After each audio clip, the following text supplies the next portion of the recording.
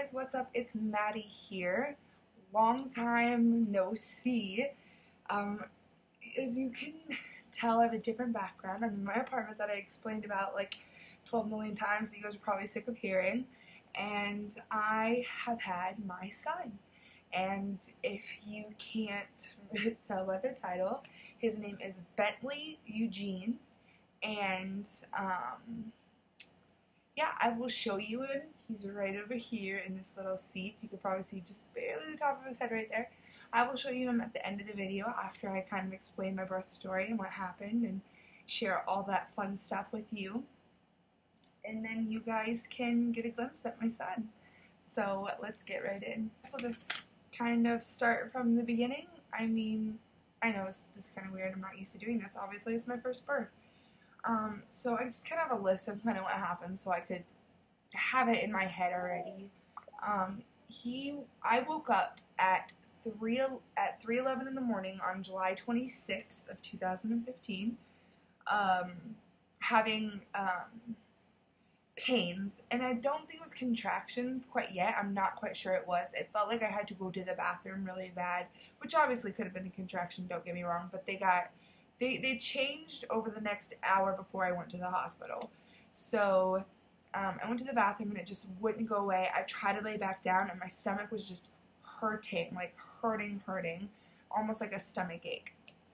So I got up and I went and told my sister-in-law who was laying on the couch, and I said, I think I'm having contractions. I'm going to go take a shower and see if anything helps relieve the pain or what happens in the shower.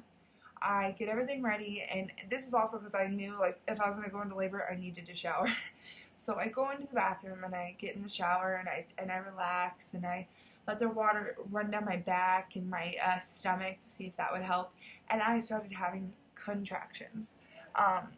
In the shower I took a shower for about 20 minutes. I probably had about 4 contractions, which is quite a few. Not a ton, but a few.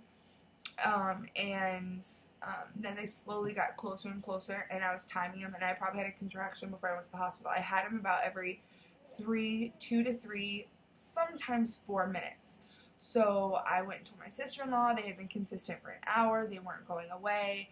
It was nothing I had experienced yet in my pregnancy, so I was a little nervous. So I was like, let's just go. Let's go get monitored. Let's go get checked. I mean, what is the worst that they're going to happen is send me home, but at least I'll know. So I get to the hospital, and it's 4 o'clock in the morning. I waited an hour. So it's about 4 o'clock in the morning, you know. I have to ring a little buzzer because all the doors are locked and all that stuff. And so I get in there. They hook me up to everything, and I am having contractions. So I was having contractions. And when they checked me, a little reminder, at my 39-week appointment, they had finally checked me for the first time, which was beyond painful, and I'll explain kind of later on in the story why it was so painful for me. I was about 1.5 dilated and only 30% effaced, so I wasn't very far, but she did try to strip my membranes, but my cervix was still pretty far back there, so she did the best that she could, and when I went on July 26th, that's the day before my due date. My due date was July 27th. So they hook you up to monitors. They hook you up, one for the fetal heartbeat and then one to monitor contractions. Not how intense they are, just if you're having them. So they were monitoring them, and I was having consistent contractions, like I said. Then they came to check me, and I was only 3 centimeters dilated, and I was 80% effaced. So it was improvement from my appointment, but my appointment was 6 days ago. So it's not that big of an improvement for 6 days. They decided to keep me and let me labor a little to see how I was going. And my contractions were they weren't super painful, but they were definitely tightening. And I had to sit and breathe and think through them, hold my sister-in-law's hand, all that stuff. And in the process, I had called my mom at 3 o'clock in the morning when I first woke up to tell her, because I wanted her to be aware because she was an hour and a half away, and then she decided to come at some point when I was being in the room where they just kind of monitor you. You're not really admitted into the hospital yet. So I spent the first I think they did it an hour and a half, possibly 2 hours. After they checked me at first and said I didn't change much, they're like, you are having really consistent contractions, we can give you that, so let's kind of let you walk around the hospital, take breaks, kind of see where you go in about an hour and a half, 2 hours. So I was walking up and down the hospital, and it's weird, the funniest things you remember. I would go down and have a contraction down the hallway, and then on the way back up, I'd have a contraction. Every hallway, I had 2. So it's just weird, all that little stuff that you remember, and one, it was weird that I was having that, and I think that's why I remembered it so well. So, I mean, kind of like long story short, they checked me again. I think I was like a 3.5, 2 hours later, and they were like, you're not progressing very much, and I was still 80% effaced. I wasn't any further along, but I was still having very consistent contractions. They caught them on there. I would have them every 2.5 to 3 minutes apart. So I had a nurse change in there around 7. There was a nurse change because, I mean, obviously they go on and off shifts, especially middle of the night to the morning. So I had a nurse change, and how many times can I say that in a row? And the new one came in, and she was monitoring me, and she had to check me because she was just coming in. And as she was explaining to me, she's like, it's kind of hard for me to be like, this is what you're at, you haven't progressed any, because she has different size fingers. The way she describes it can be the way different than way than herself describes my dilation, my effacement, which I thought was interesting to learn. And so she was like, well, I'm going to go talk to the doctor, we'll see where it is, we'll probably keep you for another hour and see. Well, they kept me for another hour. I walked around. My mom had shown up at this point, so we were walking around, and sorry, that was my phone. We were walking around, and then she's like, all right, it's time to check you again. And may I remind you, I dreaded all these checks. And she's like, you're at a 4, but you're still 80% effaced, and I was still posterior, which means my cervix was more towards the back instead of up front. So she was like, a new on-call doctor had been put on by the time change, like she did. So she's like, I'm going to go speak to my doctor and see if they're going to keep you or if they're going to send you home. I really hope they're going to keep you, is what she said, because you're having these contractions and you're just going to come back later on in the day. So she went and talked to the doctor. It was like 30 minutes before she came back. Let me tell you, that was the longest 30 minutes of my life. And she goes, we're going to keep you. And I think I cried a little. I was shocked that they were going to keep me. And I know I'm taking forever to describe this part, and it's not even the most important part. So that was about 9 a.m. They admitted me to the hospital. I got to my own room. I had to put a gown on, do everything. And I met the doctor from my clinic, or actually it was a lady who was covering for my clinic. So I met her, got to talk to her, loved her. I had my nurse that checked me in the beginning. She was my nurse until she was off duty. So I was happy with that. I was very comfortable with her. She was very sweet to me. So 9 a.m. is when they admitted me. 10 a.m. is when they broke my water, because I think I was at like a 4, 4.5, and they're like, all right, we're going to break your water. We want to progress you further. We want to get you further along. And so 10 a.m. around-ish, it wasn't like exactly 10 a.m., around 10 a.m. they decided to break my water, which was very, very painful. And I can go into kind of explaining why now, because this is around when they explained to me why. My cervix is triangular shaped, apparently. And also, my pelvis is triangular shaped, and my cervix is extremely posterior. And what that means, okay, everybody's cervix is posterior towards the end. It's further back and up a little, and then it'll slowly come forward as the baby pushes down. But as he was pushing down, it was not coming forward at all.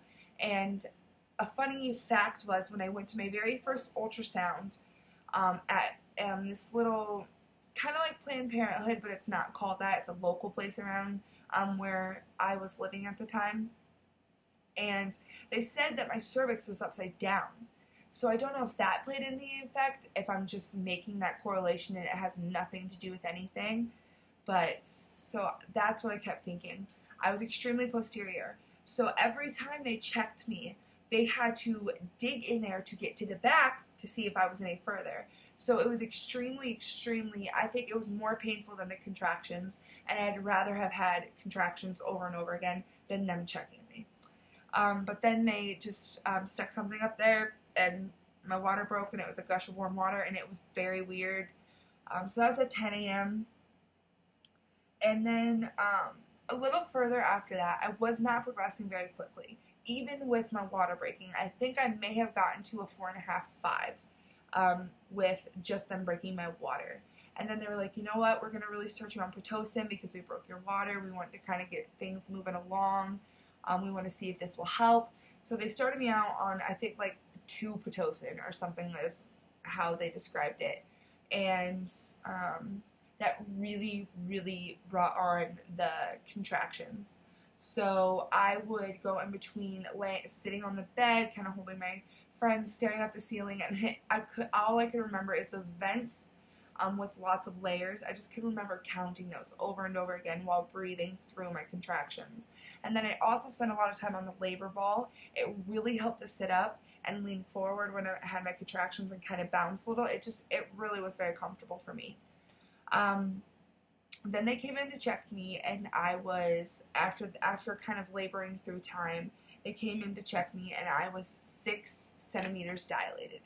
And when I hit 6 centimeters dilated, I hit 6 centimeters, and I had no pain medication at all. I had gone to that 6 centimeters on my own, breathing through it, and I was really proud of myself. But it was really starting to get super painful, and I could not really breathe through them anymore. It was more like pain, and I couldn't do it. So I did tell them I want my epidural. And let me tell you, when you tell them you want your epidural to the time the guy finally gets there, it was like 20, maybe 30 minutes. That time seems like it's hours because you're like, okay, I want it. Before, it was like, oh, I don't want it yet, I don't want it yet, I don't want it. When you're like, I want it, and they're not there, you're like, get here. And getting the epidural wasn't too bad. It wasn't too painful. I was having contractions the entire time he was getting my epidural, so that was hard because he was like, stay still, and I had to lean over, relax my shoulders, and I would have to say the most painful part of getting my epidural was the little numbing shots they would give me to get the thing into my back. Most of what them actually putting it in my back, I don't know, it felt like a little crank going in there. Like I could feel it going in between my bones. But it didn't hurt by any means, and that may be because of the shots they were giving me, but those were the most painful. Then, when they gave me my epidural, from the time they gave me my epidural, probably I want to say around 6:30 p.m., they came in and checked me one more time, and I was so thankful that my nurse was like, wait till she gets the epidural to check her again, because I did not feel it at all when they checked me again, and it was like magic to my ears. So this was a man who was studying under the lady that was delivering me, or supposed to deliver me, who was covering for my clinic. So, so the man came in to check me, and he said I'm still a 6, and I'm still 80% effaced. And at this point, I was kind of getting frustrated. It had been about 8 hours since they broke my water, but it had been like over 12 hours since I came in and I was having contractions. I was getting very tired, I couldn't sleep, I was kind of irritable. They had to move me from side to side when you have an epidural so you don't get any bed sores, blood clots or anything. So around that time, people started to get a little quiet and kind of not telling me stuff, and it kind of made me a little nervous. And they kept bringing up C-section. Well, I'm like to be very open with my doctor, and so I will ask them a ton of questions regarding, I was like, in what manner are you gonna make sure I have a C-section? What do I have to do where you're just like, no more trying to labor? And so they kind of sat there and they were just like, if the baby's not thriving in there, and if you're not moving any further along anytime soon. And that's when they were like, you have a triangular pelvis, and what that can do is sometimes that can just prevent your body from dilating anymore past a certain point. And I don't know why they didn't really explain that to me, which I'm kind of bothered that they didn't, but they didn't really explain that to me, and maybe they were just kind of saying it. I don't know. I had to trust them. I was in the middle of having my son, and it was more important of having my son here than fighting with the doctors about how he was going to deliver. So at about 7 p.m., she came in a half hour later. I'm assuming because someone may have called her, because when she came in, she checked me. I was still 6. I was still 80% effaced. She's like, would you like to try one more hour? Or you have an hour to change. That's our goal. Or we're going to prep you for a C-section. She comes in 30 minutes later after that, and I think someone called her in because she said, you know what, we're going to do a C-section. You're still 6 centimeters. You're still 80% effaced. And then she said, and I said, why can't I go the next half hour? And she said, well, your son isn't, his heart rate is dropping. Bless you. His heart rate is dropping, so we would just rather you go get the C-section, get him out. We don't want anything else to happen where we would have to rush you. So I said, okay, whatever is best for him. I just wanted my son to be okay and healthy and happy.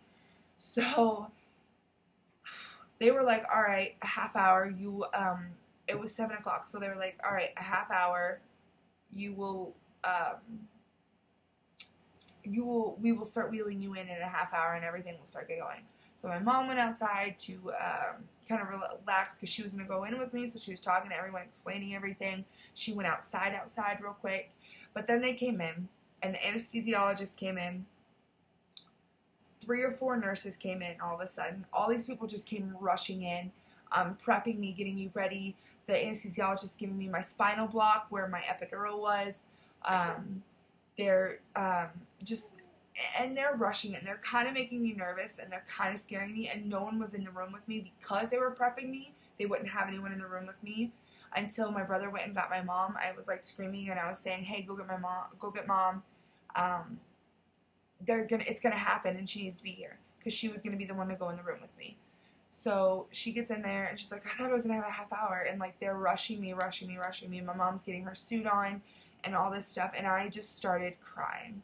And the reason I was crying was because I felt like I was just so overwhelmed with all these things they were throwing at me and how fast they were prepping me, and it was a lot of emotions, I think, at once, plus getting the spinal block, not being able to feel anything from my stomach down was the weirdest feeling, and I think that affected things.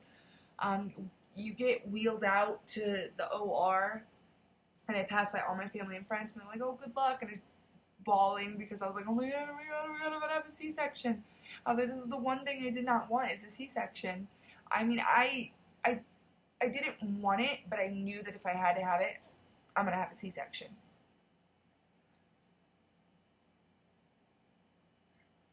And so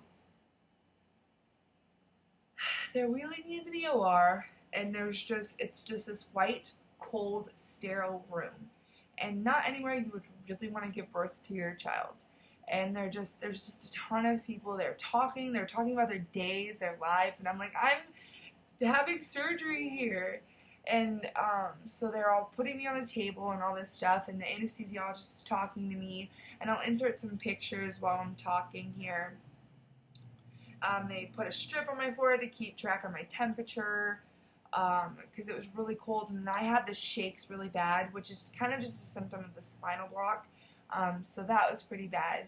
And they just started, they clamped up a thing in front of my face because I can't look at my body being cut open. So they just started at it, and I didn't even know they had started. And then all of a sudden, the anesthesiologist turns to my mom and says, do you want to stand up and look and see him pull him out? And I'm like, what? And so my mom stands up and sees them pull him out, and then I hear him cry, and I started bawling. And my son, Bentley Eugene, was born July 26, 2015 at 7:30 p.m. at the weight of 7 pounds, 11 ounces, and 21 3/4 inches long. Hard to get that out. And he's a beautiful boy who all the doctors, may I remind you, thought he was going to be like 9 pounds, was only 7'11", and they pulled him out, they cleaned him up, I could hear him crying, my mom was over there, she cut the umbilical cord, and all of that, and then they wrapped him up, and they're like, do you want to see him, Mama? And I'm like, yes, and they bring him over, and they put him on my face, and it, like, hits me. I'm like, That's him. That is Bentley. That is who's been in my stomach. That is who I'm the mom of, and it was crazy to me. And they took him, and my mom went out immediately to the recovery room, and my mom stayed with him until I could go out and into the recovery room. It took the longest it took was them putting me back together, and that was weird. There was a lot of pulling and tugging, and I couldn't like feel it, but I could feel the pressure of it. And then when they were finally done, they wheeled me into the recovery room where they were just monitoring me, making sure I was doing okay, monitoring the baby, making sure he was doing okay. We did skin-to-skin time. I still had the shakes pretty bad, so it made me nervous. He got his Hep B vaccination, and we talked. The nurses were very encouraging with me and talking and complimenting me and my son and what he looked like. Very painful. It is major surgery. They do cut your stomach open, and they stitch me up on the inside and steri-strip me on the outside. So the stitches on the inside will dissolve. And yeah. All my friends came in and saw him. All his family came in and saw him. His dad came in and saw him. His grandparents. And the next few days, my sister-in-law stayed with me in the hospital and helped me because I could not get up. I could not sit up very well the first couple days, so she helped me change his diaper. I really tried hard on breastfeeding, but I am not breastfeeding any longer. I did the longest that I could personally do, and I give props to anyone that can find a way to make it work, because it was hard and it was very frustrating for me. It's not that I didn't have enough milk right away. I was able to produce some milk. I got all of my colostrum. I did get into the milk supply. But there were other things. Maybe I'll do kind of like a separate story about everything that happened with my breastfeeding. But he is formula feeding, and that is okay with me because I got as much into his system as I could, and it's better than nothing. So what more could I ask for? Other than that, he is 1 month old in 4 days. It's the 22nd today, so he's 1 month old almost already. I know I haven't put up many videos, and I'm so sorry for that, but I hope you understand having him. And I stayed with my brother in my old town, in the city that I gave birth in, because there were people there, my friends and my brother and his girlfriend, my sister-in-law, his girlfriend, to help me those 2 weeks right after, tired mommy issues, 2 weeks after he was born. So I was able to have some help. My friends were there to help me. His dad was there to help me. He lives in that city. And then I moved up here. So I've just had a lot of things going on. We didn't have internet for a little while. And I kind of was just enjoying being a new mom. And I'm tired. And I'm exhausted. And I don't sleep very much. So those all make for kind of reasons why I didn't put up a video yet. But I hope you guys enjoy my birth story. If there's anything that I left out, let me know, and I could see if I can answer. I try to do this the best I could and not make this a 40-minute video. And if you have any questions about anything that I've said and you kind of have a question about it, leave it in the comment below and I can answer it for you guys. I'm more than willing to answer it for you guys. I do want to say thank you to the 96 subscribers I have right now. Every single one of you, thank you so, so much. I couldn't believe coming back that I had went up that far, and I hope to go even further and share my life with everybody and kind of share my stories and my trials and tribulations of being a mother and kind of getting that interaction with other mothers as well versus just other people who enjoy watching stuff. I do plan on vlogging occasionally with me and my son, and yeah, I will get him, and yeah, just a second. This is my son, Bentley Eugene, and he's 4 weeks old tomorrow on Sunday. And yeah, I think he's the cutest dang boy I've ever seen. And yes, he was born with this much hair. Like, let's see if I can really show you guys how much hair is here. Let's put him against my skin. Oh, bless you. Put him against my skin here. That, yes, he was born with that much hair. Can you say hi?